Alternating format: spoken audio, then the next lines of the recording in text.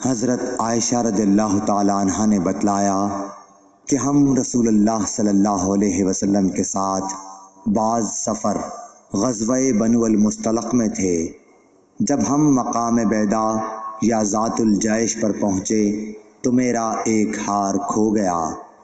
رسول اللہ صلی اللہ علیہ وسلم اس کی تلاش میں وہیں ٹھہر گئے اور لوگ بھی آپ کے ساتھ ٹھہر گئے، لیکن وہاں پانی کہیں قریب میں نہ تھا۔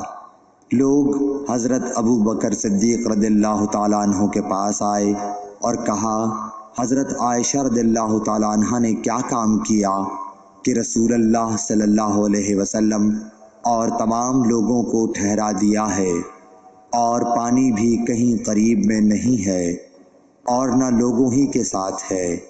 پھر ابو بکر صدیق رضی اللہ تعالیٰ عنہ تشریف لائے۔ رسول اللہ صلی اللہ علیہ وسلم اپنا سر مبارک میری ران پر رکھے ہوئے سو رہے تھے۔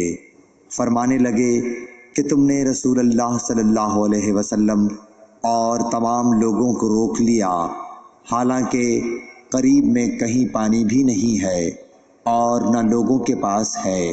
حضرت عائشہ رضی اللہ تعالیٰ عنہ کہتی ہیں کہ والد ماجد رضی اللہ تعالیٰ عنہ مجھ پر خفا ہوئے، اور اللہ نے جو چاہا انہوں نے مجھے کہا اور اپنے ہاتھ سے میری کوکھ میں کچوکے لگائے۔ رسول اللہ صلی اللہ علیہ وسلم کا سر مبارک میری ران پر تھا، اس وجہ سے میں حرکت بھی نہیں کر سکتی تھی۔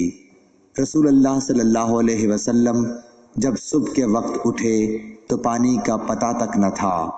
پس اللہ تعالیٰ نے تیمم کی آیت اتاری اور لوگوں نے تیمم کیا۔ اس پر اسید بن حضیر رضی اللہ تعالیٰ عنہ نے کہا کہ اے آل ابی بکر، یہ تمہاری کوئی پہلی برکت نہیں ہے۔ عائشہ رضی اللہ تعالیٰ عنہ نے فرمایا، پھر ہم نے اس اونٹ کو ہٹایا جس پر میں سوار تھی تو ہار اسی کے نیچے مل گیا۔ ہشام بن عروہ نے اپنے والد سے روایت کیا، وہ حضرت عائشہ رضی اللہ تعالیٰ عنہ سے، کہ انہوں نے حضرت اسماء سے ہار مانگ کر پہن لیا تھا، وہ گم ہو گیا۔ رسول اللہ صلی اللہ علیہ وسلم نے ایک آدمی کو اس کی تلاش کے لیے بھیجا جسے وہ مل گیا۔ پھر نماز کا وقت آ پہنچا اور لوگوں کے پاس جو ہار کی تلاش میں گئے تھے پانی نہیں تھا۔ لوگوں نے نماز پڑھ لی اور رسول اللہ صلی اللہ علیہ وسلم سے اس کے متعلق شکایت کی۔